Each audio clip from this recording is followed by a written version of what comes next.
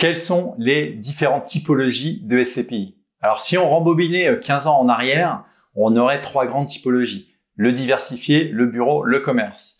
Mais on est en 2023 et voilà, le marché a très fortement bougé et il s'est très fortement, j'allais dire, diversifié. Alors, si on regarde les SCPI classiques, donc on a dit les SCPI classiques, bureau, commerce, diversifié. Ça représente la majorité de la capitalisation des SCPI. Donc voilà, diversifié, elle va pouvoir investir dans tout type d'actifs. Bureau, c'est plus de 50% du bureau, dans son portefeuille. Commerce, c'est plus de 50%.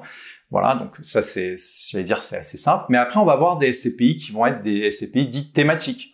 On va avoir la thématique des locaux d'activité, locaux industriels et logistique. On va avoir la thématique de l'hôtellerie.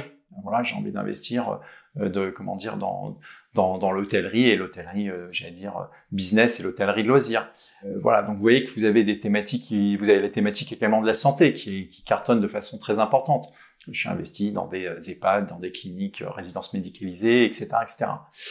On a également toutes les SCPI dites de thématiques finalement environnementales. Donc ça, ce sont les SCPI dites ISR, investissement socialement responsable, et les SCPI développement durable. Donc ça prend vraiment de l'ampleur. Alors sachant que ça peut être, compatible avec s'ajouter à une thématique. C'est-à-dire que je peux avoir une SCPI ISR qui est à thématique bureau ou à thématique santé. Donc voilà, c'est des éléments qui sont à noter et qui sont importants.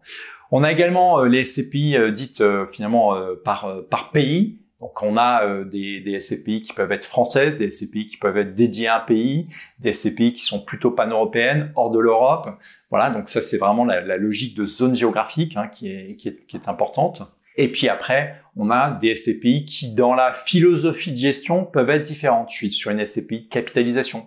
Donc j'achète peut-être à des rendements moins importants parce que j'ai un loyer qui est inférieur à celui du marché. Et que quand le locataire, je vais arriver à renégocier, je vais lui mettre un loyer plus important qui va revaloriser l'actif, que je pourrais recéder, et je suis dans une logique de capitalisation. Capitalisation / plus-value. Donc là, il y a plusieurs SCPI.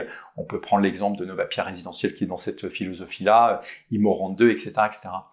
Vous pouvez aussi avoir une SCPI qui va être un peu plus opportuniste. Voilà, je suis dans une SCPI opportuniste, je vais me positionner un peu partout en Europe, aller saisir des actifs de façon pertinente. Voilà, il y a plusieurs SCPI qui aujourd'hui sont dans cette thématique-là d'opportuniste. Donc vous voyez, quelque part dans votre portefeuille de SCPI, vous pouvez avoir différentes philosophies, différentes natures. Nous, ce qu'on vous recommande, c'est bien évidemment d'investir de manière régulière. Les petits ruisseaux font les grandes rivières, et surtout dans cette période où il y a plein d'opportunités finalement à saisir, et quelque part pour éclater aussi votre risque de pas être dans une seule SCPI, chez un seul gérant, pour pouvoir vraiment constituer ce portefeuille et puis pouvoir le suivre sur notre agrégateur gratuitement, Mon Compte SCPI. On vous invite à créer votre compte, c'est gratuit. Comme ça vous permet d'avoir une vision très claire de votre portefeuille. Voilà, si vous avez des questions, des suggestions, des recommandations, on se fera toujours un plaisir de vous répondre et on vous dit à très vite sur meilleurscpi.com.